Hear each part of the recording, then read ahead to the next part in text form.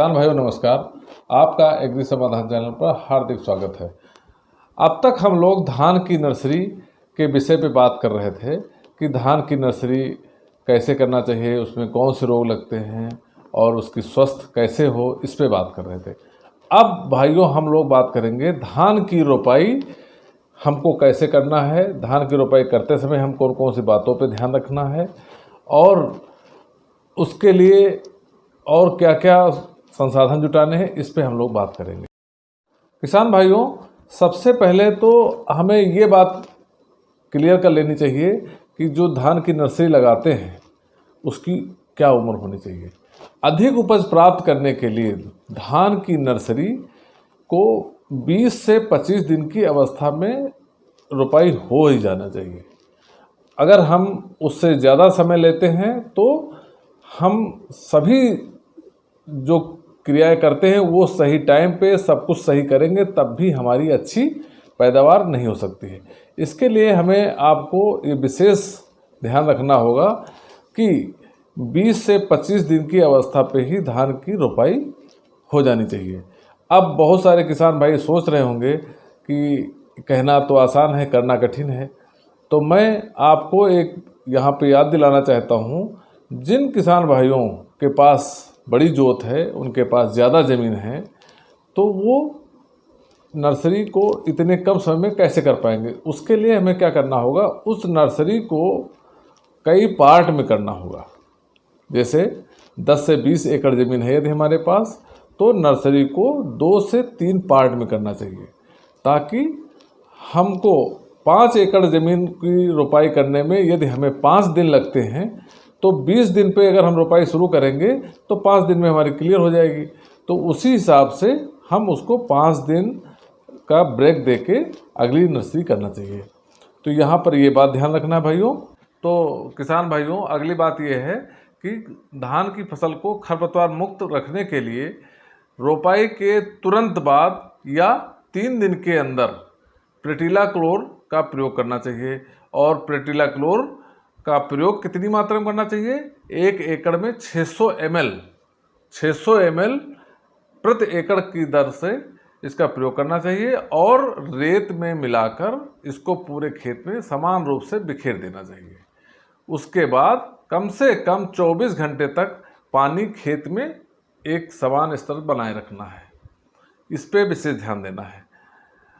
जिन किसान भाइयों को 24 घंटे पानी भरने में असुविधा लग रही हो, तो उन किसान भाइयों को मैं ये बताना चाहता हूँ कि बाज़ार में 2 तरह का प्रेटिलाक्लोर है इस समय। उसमें क्या है कि एक EC आता है और एक EW। तो जिन किसान भाइयों को पानी भरने में असुविधा लग रही हो, वो प्रेटिलाक्लोर EW का प्रयोग कर सकते हैं। वहाँ पर आपको खरपतवार से निजात मिल जाएगी। उसके बाद हमें ध्यान देना है खाद पे। धान की फसल में खाद का मैनेजमेंट बहुत मायने रखता है। जो किसान भाई टाइम से खाद का प्रयोग करना जान जाएं, टाइम से प्रयोग कर लें, तो उनकी उपज निश्चित बढ़ना है। किसान भाइयों, उसके बाद क्या करना है, रोपाई के ठीक 10 से 12 दिन बाद हमको 1 एकड़ में 30 से 35 किलोग्राम यूरिया प्लस 5 से 8 किलोग्राम बूस्टर, मार्केट में बहुत सारे बूस्टर आते हैं, बहुत सारी अच्छी कंपनियों का बूस्टर प्रयोग करना है। कुछ कंपनियों के बूस्टर 5 किलो प्रति एकड़ की दर से प्रयोग किए जाते हैं, कुछ कंपनियों के 8 किलो के हिसाब से किए जाते हैं। तो ये आपको सिलेक्ट करना है कि हमें एक अच्छी कंपनी का अच्छा ब्रांड लेना है आपको।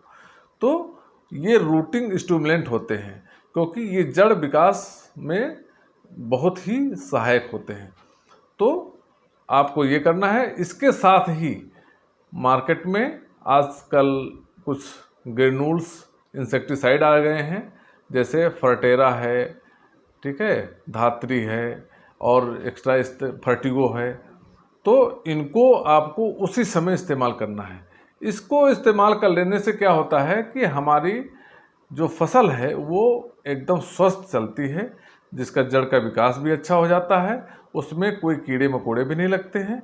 फसल बहुत लहलहाती एकदम चलती है। रोपाई के ठीक 30 से 35 दिन बाद हमको अगली यूरिया का प्रयोग करना है।